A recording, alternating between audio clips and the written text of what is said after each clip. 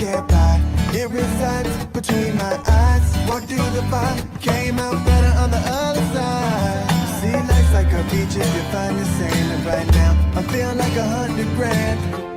You are listening to Inspired Insider with your host, Dr. Jeremy Wise. Dr. Jeremy Weiss here, founder of InspiredInsider.com, where I talk with inspirational entrepreneurs and leaders. Today is no different. I have Eran Heffetz of mybytes.io. And Eran, before I formally introduce you, I always like to point out other episodes people should check out of the podcast. This is part of my top Israel business leader series. Some of the other people I've had on, Eran, who you may know, I had Ron Geva, founder of webs.io. He helps companies with brand protection and monitor the dark web and security for companies. I had Amit Estrecher of Extras and Genie talks about how he lost all his clients overnight, not once, but twice, and actually how he bounced back from that. Arit Oz has run an agency over 25 years in the B2B space and helps companies with their global expansion and consistent branding, and how she did that and launched it across many locations and countries. So check those out. And many more on InspiredInsider.com. And this episode is brought to you by Rise25. At Rise25, we help businesses give to and connect to their Dream 100 relationships. And how do we do that? We actually help you run your podcast. We're an easy button for a company to launch and run your podcast. We do the strategy, the full accountability, and the execution. And around, we call ourselves the magic elves that work in the background to make it look easy for the host and for the company, so they can create great content, develop great relationships. The number one thing in my life is relationships. I'm always looking at ways to give to my best relationships. And I've found no better way over the past decade to profile the people and companies I most admire on this planet and share with the world what they're working on. So if you've thought about podcasting, you should. If you have questions, go to rise25.com. I am excited to introduce today's guest. Eran Heffetz is CEO and co-founder of Bytes. You can find it at mybytes.io. And the company is dedicated to training and onboarding and upskilling frontline employees. I know, Eran, you describe it as if TikTok and corporate LMS had a baby. That's what we're looking at here. And Bytes is a solution for training, communication, engaging frontline workforce. And what it really is, it's a revolutionary content creation app that enables managers to easily create media and creates a seamless delivery to employees. And what's cool about it, Ron, in my opinion, is it does so on existing channels, such as WhatsApp, Slack, the SMS, Microsoft Teams, whatever that company uses, they can use. Because when I'm thinking of LMS, usually it makes you log into a separate place. And you know, what I love about the philosophy of this is because you don't try and change user behavior, right? It's like wherever you live, this can live. My Bytes can live. I know you have over 200,000 users around the world that consume and rely on Bytes for their training communication.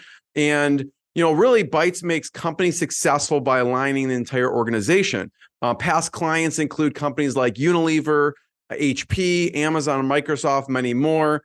And this is Eran's first go-around, not first rodeo. He co-founded 8 restaurants and bars. He's a board member of fintech startup Obligo, and led one of Tel Aviv's leading urban renewal companies through a merger with a public company, right? So, and to top it off, he is a veteran F-16 fighter pilot in his past. So, Eran, thanks for joining me. Thank you. Thank you very much for having me here. I want to start off, I want to talk about MyBytes and what you do, but I wanted to just also have you share some lessons you brought in to your entrepreneurship journey, your company as an F-16 fighter pilot. What are some of the lessons you learned there that brought you, that you take with your entrepreneurship career? Yeah, so I think first and foremost is how important it is to be well-informed, knowledgeable about the things that you're going to do. The amount of information that you have and the amount of training that you have prior to doing something has a crucial part on everything you do. And it doesn't really matter if you're flying an F-16 or if you're folding a T-shirt or if you're upselling in the counter or serving a dish. The amount of training that you will get prior and how well the training was delivered to you will have a crucial effect on the outcome. And I think this is in a bite-size training what we're trying to do and bring to the frontline employees, deskless workforce. Yeah. So talk about Bytes for a second and the idea, how this idea come about. Okay, so first of all, you mentioned that the sentence as TikTok and LMS had a baby. It was actually invented by one of our customers. We adopted it fondly because it accurately described what we were trying to do, and she described it even better than us. So ever since she said it, we've been using it. And The best copy, Eran, comes from customers. The best copy. Exactly. Once we heard it and said, okay, this is it. This is our new tagline. But this is exactly what we're trying to do. We are three co-founders, Tal, Hagai, and myself. Tal and Hagai are both learning and development experts. They've had over 15 years of experience each in instructing, teaching, managing instructors, and delivering content, professional content to students. And they know the pain firsthand. I saw the pain first time when I owned bars and restaurants. I managed over 1,000 or even more frontline employees. I could not get to them. I could not deliver the messages. I could not deliver the content and the training like I wanted to do. And pretty fast, I understood that the training methods in the Air Force are not the same for frontline employees. They will not sit behind a laptop because they don't get one and get hours and hours and hours of training. It needed to be adjusted to this generation, the Gen Z, the millennials, frontline employees working shifts, and most of them as temp jobs. So I felt the pain firsthand. And when I met Tal and Hagai together, this idea, this concept of Bytes came to life. So how did you meet them? Actually, by accident, by coincidence, like most things, most good things in the world, at least in my life. Tal's sister was a simulator instructor in the Air Force, and she knew that Tal and Hagai have left their prior job, and they've actually the one who first thought of the idea and the concept of Bytes. They thought about it more into education world, into schools, elementary schools, high schools. And she said that maybe it's worthwhile that they meet me because we knew each other from the Air Force. And when I saw this idea, I immediately understood how a good fit this is for the frontline workforce, deskless workforce, to my employees in general. It took a while. Because I had prior obligations. As you said, I was a founder of a real estate company, and we were just after an M&A. So it took a while, but eventually I got to a place where I can leave my prior job and go full-time working at Bytes. And ever since then, we've been one big happy family. What was so attractive about this that you would want to join? Because based on your past experience, you could not do anything, but you have a lot of options of what you could do. Why this? I think it's a combination of my two biggest passions. First of all, is tech. I'm a nerd. I'm a geek. I like tech. I like to explore everything. Tomorrow we're launching a new L&D wizard or L&D insight wizard from GPTs, and hopefully to be the first one who launches these kind of things. We are very heavily reliant on AI, and we were there a lot before this AI revolution, but obviously this is enhanced it. So first of all, it's one of my biggest passions is tech, always trying to be on the cutting edge of technology.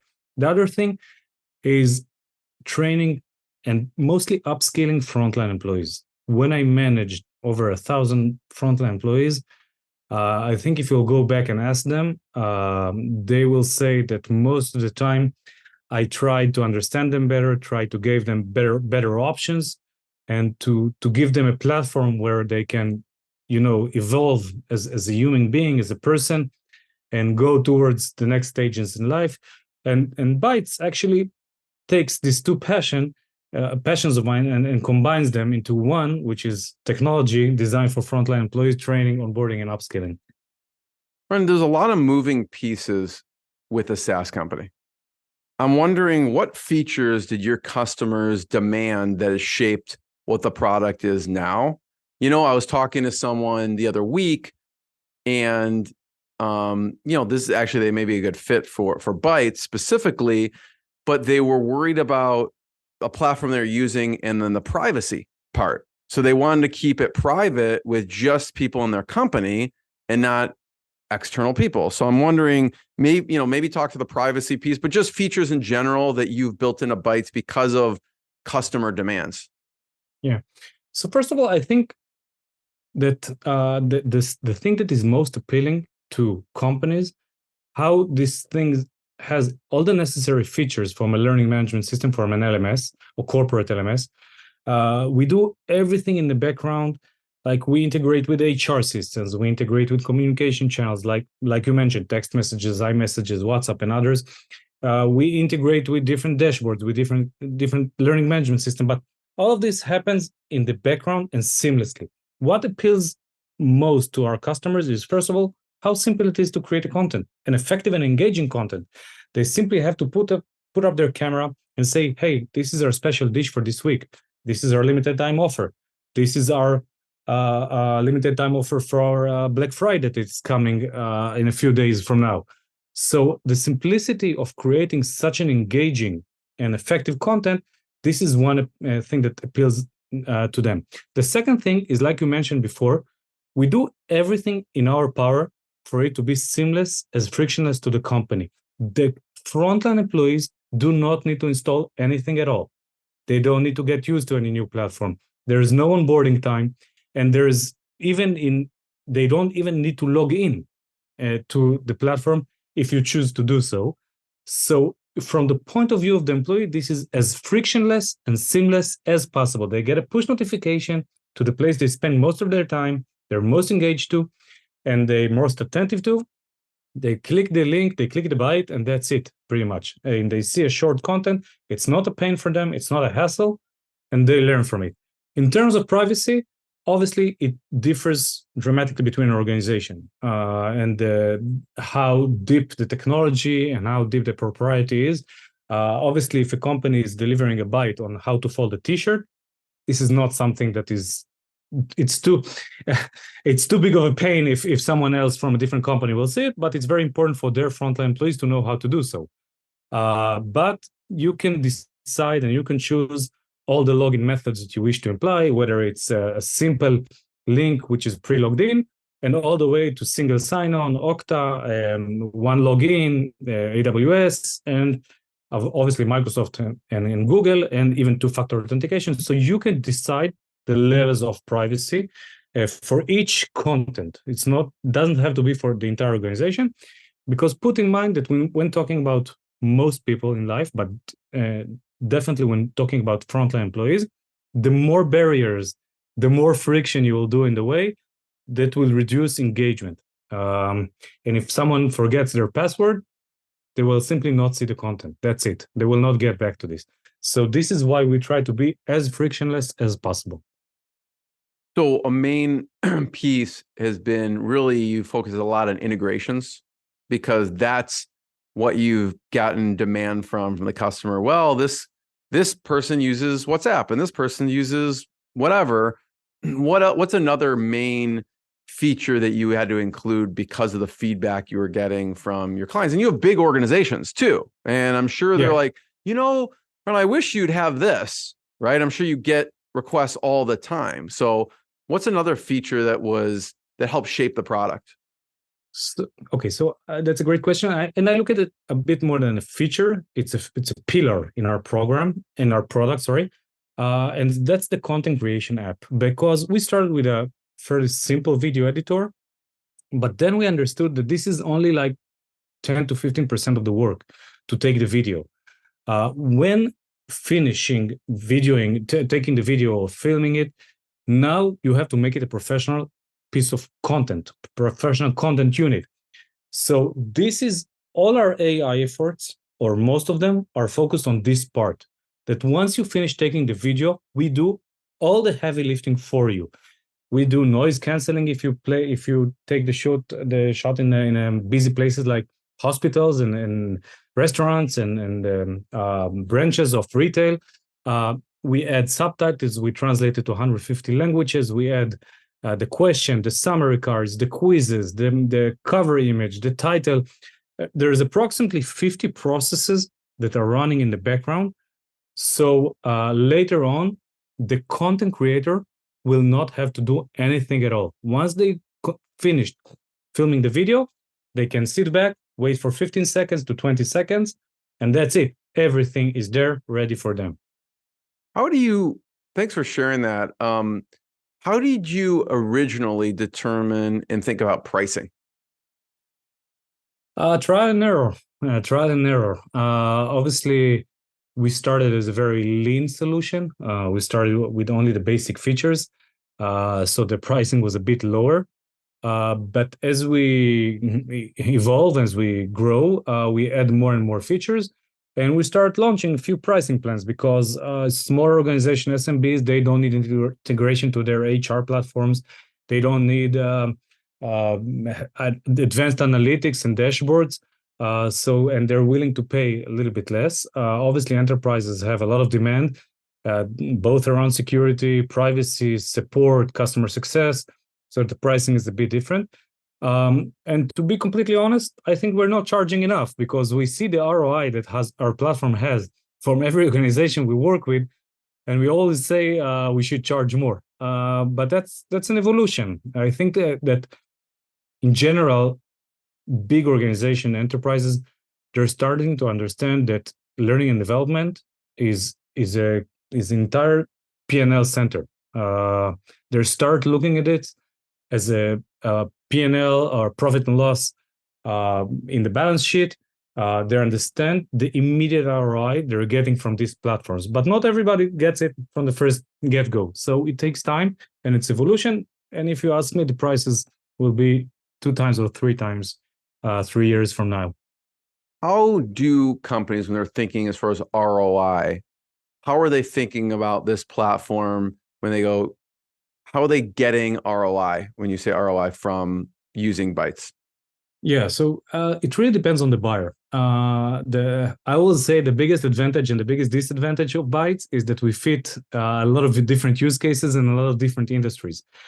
So when talking to sales, it's very clear ROI. They have a limited time offer this week. They have a new collection. They have a new offer. They have an instruction about the new dish or new cocktail.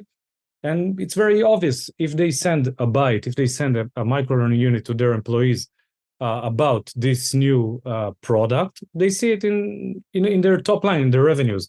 So it's extremely easy to explain the ROI. And we did even A/B testing with a lot of our customers. Let's say, okay, send to these 10 branches, send the Byte, and to these 10 branches, don't send it, and see the difference on your own, and this is it. They're hooked.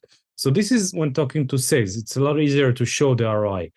The more difficult things is to show on operation sides and mostly on onboarding sides, because the effect comes, it takes a few months for the effect to show. If we'll take one of our customers, my personal favorite customer, H&M, they've been working with Bytes for quite a while, but after they saw the value, after they saw how engaging this is, they've created an entire new employee onboarding plan. And they've managed to reduce their frontal training, their instructor-led training, in 30%, by 30% decrease. So simply by digitizing, the content, making it bite-sized, making it very engaging and very effective to their employees, they've managed to reduce the amount of training shifts that they need to do by 30%. So this is direct ROI. But what I like more as a data person is the NPS or the score that the employees gave it once they finished the course. And they rated it as 92 points effective and helping their job later on. So it was very, very impactful. So not only they finished the training faster, they were more productive in the end. And they felt they have the knowledge base and the know-how to operate well and how to do their job better. When I was looking at Unilever, Can you talk a little bit about what you did with Unilever? Yeah, definitely. Unilever, it's actually a very interesting use case as well. We started as also in sales department. One of their sales director approached us and said, "Hey, we're launching almost 15 or 20 new products every month, and we don't know how to deliver this content, how to train our field employees, how to train our salespeople around the country and all around the world, essentially. And we're looking for a platform where it would be very easy for brand managers to create the content explaining about the new product, whether it's a snack or whether it's a shampoo, and deliver to all of our frontline employees." So this is how we started. Now we've been expanded more than 6 times since then, working with 6 times more employees, with very, very different use cases. But one of the use cases that is talked about here, I think it's, if I'm not mistaken, is about safety. That they had to deliver a very important safety announcement to all of their employees. And they didn't have a different platform, so obviously they used Bytes. And they saw an amazing engagement rates within 48 hours. All of their employees watch the content, no matter where they are. And this is like was the final stamp that, okay, this works perfectly. So let's go ahead and expand even more. Yeah, I could see this. And if you're listening to the audio, we are looking at the mybytes.io website, so you can check that out. And we're actually looking at the Unilever page and some of the implementation, which is very interesting. I'm curious, Ron, too, what's been a strange use case, right? You mentioned there's a lot of use cases. You could see when I look at the solutions part, there's food and beverage, there's retail, there's construction, consumer, fitness, healthcare, manufacturing. Sometimes these things spread and it takes on a life of its own, and you didn't realize, oh, wow, they're using it for this. What was one of those strange use cases that customers started using you for? Okay, so I have 2 stories about this. First of all, Unilever, if we're touching them, it's not a strange use case, but I never thought that it would be used for this. Before every season, before winter season, before summer season, they issue a byte about driving safely during the winter, driving safely during the summers. And they also distribute it to the families of their employees. And this is something we did not think about before, that they wanted the families of their employees to be safe as well. So this was something like a use case. Obviously, a lot of things evolve around compliance and safety and health, but we did not think about the distribution to the families of employees.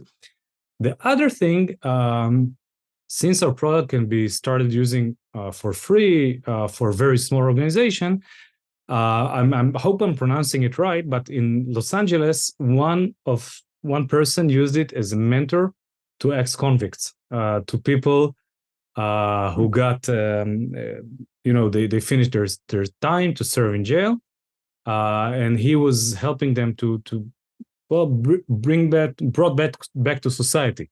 And he was mentoring them through Bytes. He would be sending them micro-learning units or micro-learning bytes of information about certain things, whether it's everyday skills, or it still does, by the way. I'm talking it like in the past, but it's still happening.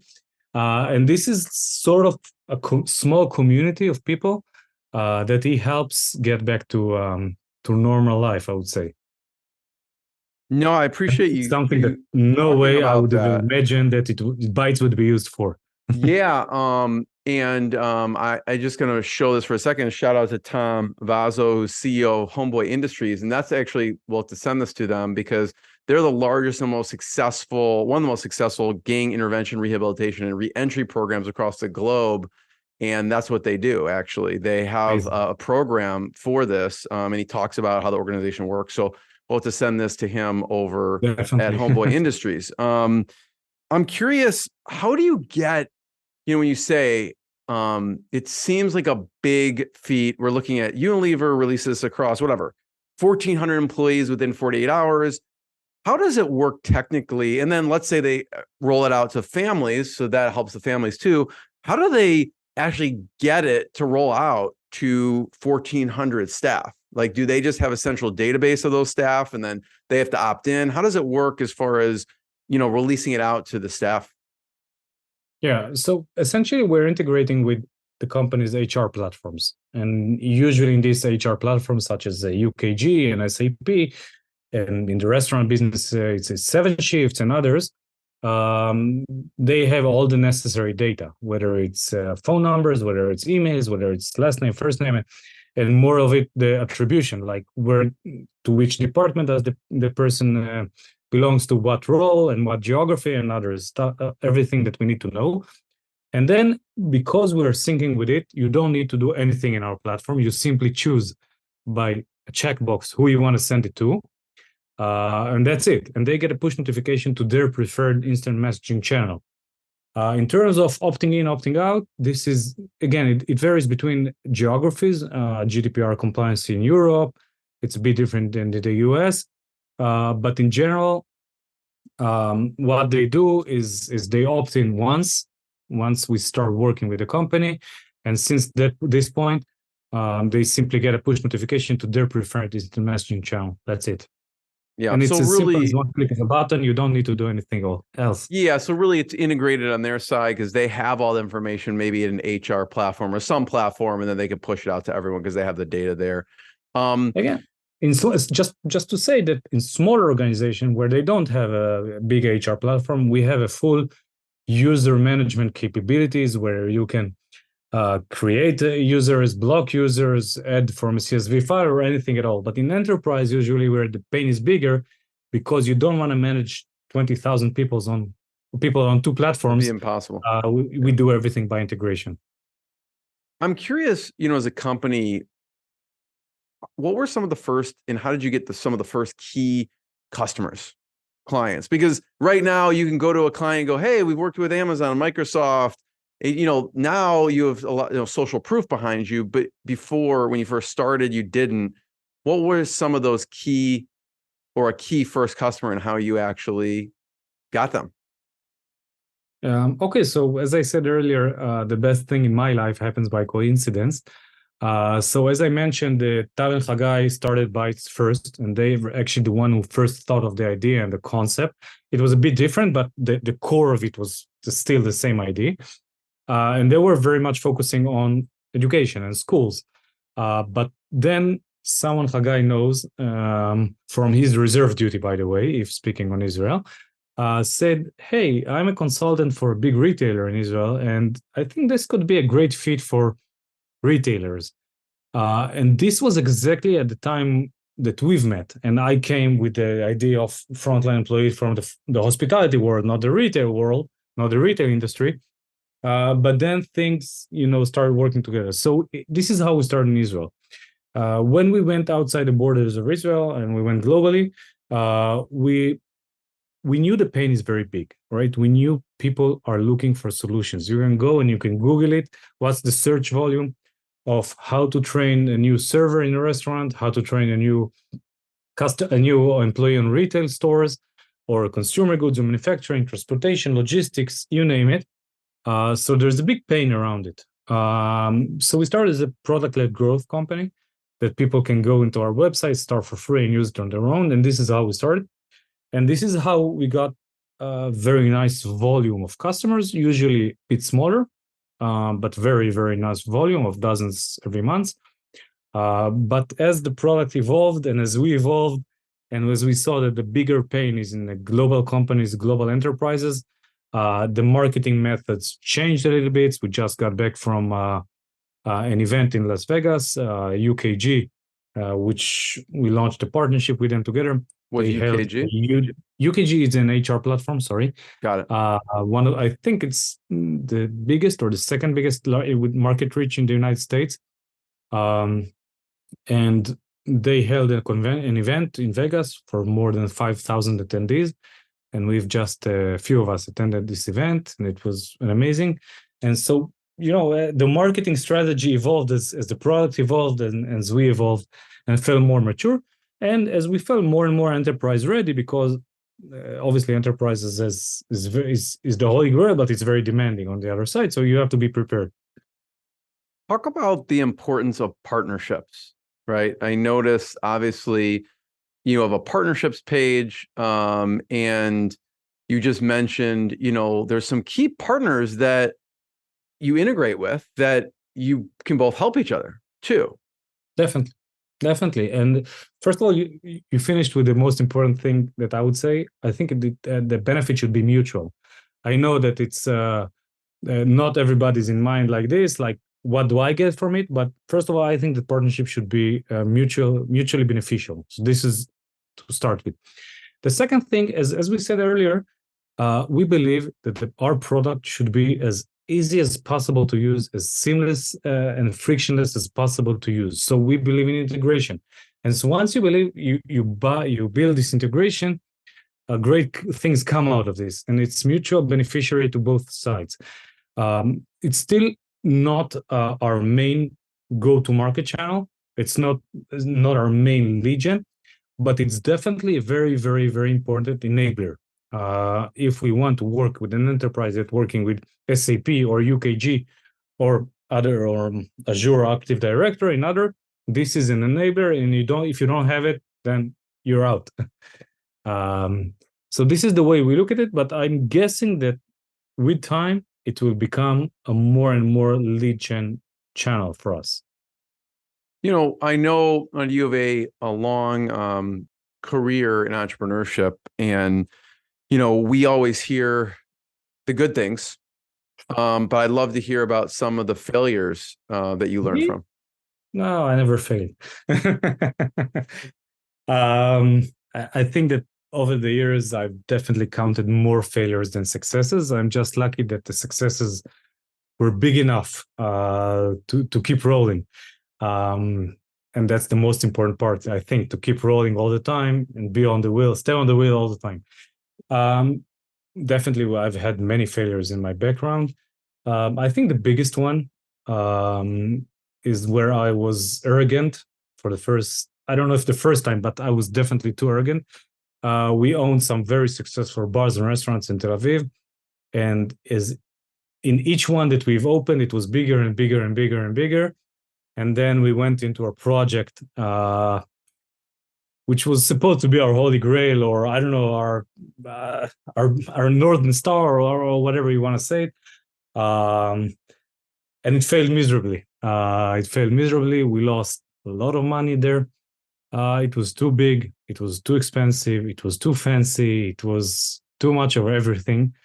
And I believe that this taught me, I think, the most important lesson in life is to try and stay as modest as possible. I don't know. Don't fly too close to the sun. What was it at that point? The successes just led to you feeling unstoppable, untouchable? What was it that you take from that? I think that with success, you develop an appetite, or at least I do, an appetite for more and more and more. We didn't know how to stop and say, okay, we're having a great roll, we're having a great run. Let's focus on this. We always looked at bigger and bigger players and saw what they're doing, and we said, wow, we did it in half the time or 25% of the time. Let's try to be as big as they are. And I think we ran too fast and too high and aimed too high. I don't think it was like, I don't know, just the appetite grew. We wanted to be better. We wanted to be bigger. We wanted to do more things that people will talk about. And I don't regret it, by the way. There's a lot of pioneering things that we've done in the course of the last 15 years or so, or 20 years almost. And most of them could not have been done if we were to overthink them. If we would think about them too much, it will say we would rule them out, but they succeeded. But I don't know. I think now I'm much more modest than I used to be. I'm sure about this. What's another lesson you learned from a past failure? So for me, and it's a personal lesson, I don't know if it fits everybody, I'm a person of partnerships, not just in in B2B partnerships, I mean, I was very, very lucky to have two partners of mine. One is Roy Dorr, which is the CEO and co-founder of Obligo, as you mentioned, and the other is Ron Chen, which is founded together with me. We all, the three of us, co-founded together also the restaurants and the real estate company, and now Ron runs the real estate company. I don't think I could have gone through what I've went through without these two people. And the same goes for today with Tal and Hagai that we do together Bytes. I'm looking sometimes at sole founders, at single founders, and I simply can't understand how they're doing it. For me, it's more about the road than the outcome. Obviously, I care a lot about the outcome, but I'm a partnership person. I need people on my side. I need to consult with people. I need to talk to people, and to celebrate together when we succeed, and to comfort each other when things are going south. I'd love to hear on some of your mentors and what you learned from them. Wow. I think first is my father. I don't know if I can say mentor because he's my father, but I think that I've learned from him many, many things. Actually, both my parents, but I will start my father. He taught me, what eventually, I think, helped me go through the flight academy as well. Is it's okay to fail, but it's not okay to fail twice the same way. You can fail twice, but not the same way.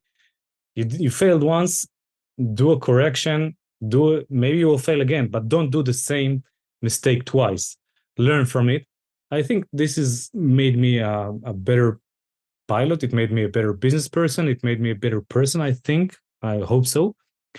And my mother, which is, she has a PhD, but she also runs startups even today. And I saw What does her, she do? What startups?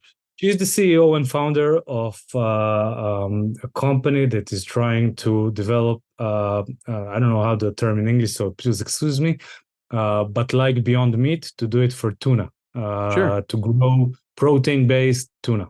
Like a plant-based version of Yeah, but I think tuna. it's protein-based, but I'm not that sure about this. She taught me resilience, definitely. I think this is something in general true for a lot of Israelis, but she's extremely resilient. No matter what happens on the way, no matter what obstacles she sees, she went through all of them. So, in my opinion, they're the two people who influenced most of my life, not just because being parents, also because looking at them and seeing how they're doing at their entrepreneurship life. And the other two people, I think it's Ronan and Roy. I don't know if I can call them mentors because we're in the same age level. We went through everything together. Sure, you can. But they definitely give me a different perspective. We are so different from one another. How so? How? Roy is always optimistic. Always. Nothing, doesn't matter what happens, is optimistic. Yeah, it's okay. Ron doesn't live today. He lives like 10 years from now. Everything that he thinks about, everything that he focuses about, everything that he imagines and dreams is 10 years from now. Or if it's a bad day, it's only 5 years from now. And me, always the realistic part. Boots on the ground, talking to the Excel sheets, talking to numbers and stuff like this. So I think that the combination between the three of us was very significant. But also it's some kind of mentorship because I look at them and I see, oh, okay, this is another way to look at things. This is another perspective. And for me, as I said earlier, this partnership or this different perspective and this dynamic between two, three people, for me personally, it's very, very, very important in my personal growth and everyday life, actually. Two quick questions on that. One, what's the company called? Your mom's company with the Beyond Meat. Oh, Wanda tuna. Fish. Wanda Fish. Wanda, WANDA Fish. Yeah, and we all are holding our fingers crossed so they succeed. I don't know if you saw Seaspiracy on Netflix. If you will see it, once you see it, you will hold your fingers crossed that they succeed, because this, again, I'm not an expert in this area, in this field, but what we're doing to the oceans is very bad, I would say it like this. And not only what we're doing to the oceans, it's also what we're eating and what's inside of them. So I think this is the future. I'm just hoping that it will be as tasty as the real thing. Wanda fish. Yeah.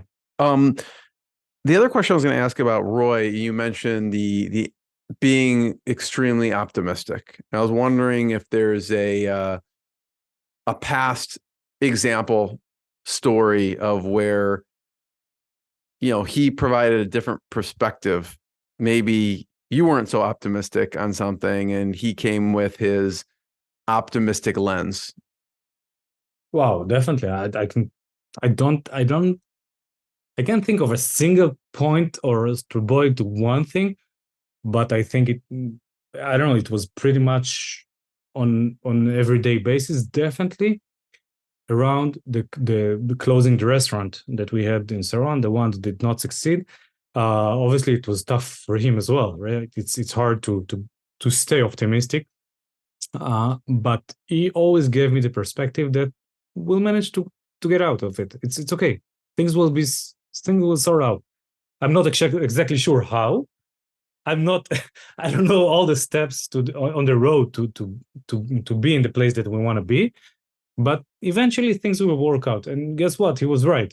We lost money. We had to close the restaurant. That's true. But we as a company, we as a group, we as founders, we prevailed, and it did not stop us in any way from our growth. If any, it made the opposite, because it pushed us both, Roy and myself, towards tech. And Obligo is a very successful company today. Fingers crossed that it will stay like this. I'm sure it will stay like this. And also Bytes is growing very, very, very rapidly and nicely. So, you know, maybe it was a blessing in disguise. He could see it then. I couldn't. I know that I couldn't see it then. I was extremely focused on talking to all the suppliers, to all the employees, to all the banks, making sure everything is no untied loose ends or stuff like this. So it was very hard for me to see over the horizon. Yeah. Rizwan, I have one last question before I ask it. I just want to point people to check out mybytes.io to learn more. And I just would love for you to talk about EO a little bit as an organization and you know, just the importance of entrepreneurship groups and how that's affected you. Yeah, so EO, I was actually extremely skeptic about this. I have a good friend of mine that wanted me to join EO for many years. He's one of the first people in Israel to join EO. And by the way, for people who don't know, it's entrepreneurship organization. It's founders helping founders and being in a group. So yeah, who was the person that was telling you to join? The first person is Neil Zavaro, also who's just launched the new book.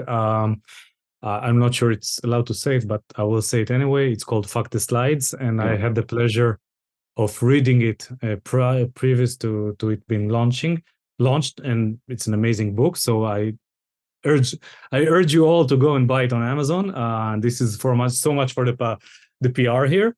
I thought it's a cult. All right, I thought it's like a support group. Nobody talks about what's going inside the forum and stuff like this. But I've been there 6 years now, and I think it really helped me evolve as a person. Yeah, this is him. Here's Nir. I actually released the episode on, we talked about his book and branding, and so you can see here, Fuck the Slides, and Nir here. Yeah, it's a great book and a great person. But don't tell him I said so. Won't tell him. I think that EO provided me with a place to be completely honest with myself. It's less about, for me personally, it's less about what value do I gain from other people, but for me, it's a place to be completely honest and straightforward with myself. And the fact that we meet once a month, it allows me to do a retrospective about myself, about the things that I did last month. And if I see that I've been talking about something or complaining about something or even whining about something months after months after months, it really puts a spotlight and says, hey, enough is enough. You need to focus on this. Go take care of this. And it gave me the structure and it gave me the place to deal with things that I used to push back. And I used to say, okay, this is important, but this is nothing urgent. And EO has put them in the spotlight and explained to me, hey, maybe this is urgent after all. So this is it. This is the vibe I got. First of all, thank you. Thanks for sharing your journey, your stories. Everyone check out mybytes.io and many more episodes of the podcast. And Ron, I want to do the first one. Thank you. Thanks, everyone. Thank you very much, Jeremy, for having me. What I got, you can't buy. It resides between my eyes. Walked through the fire, came out better on the other side. See, life's like a beach if you find the sand. And right now, I'm feeling like 100 grand.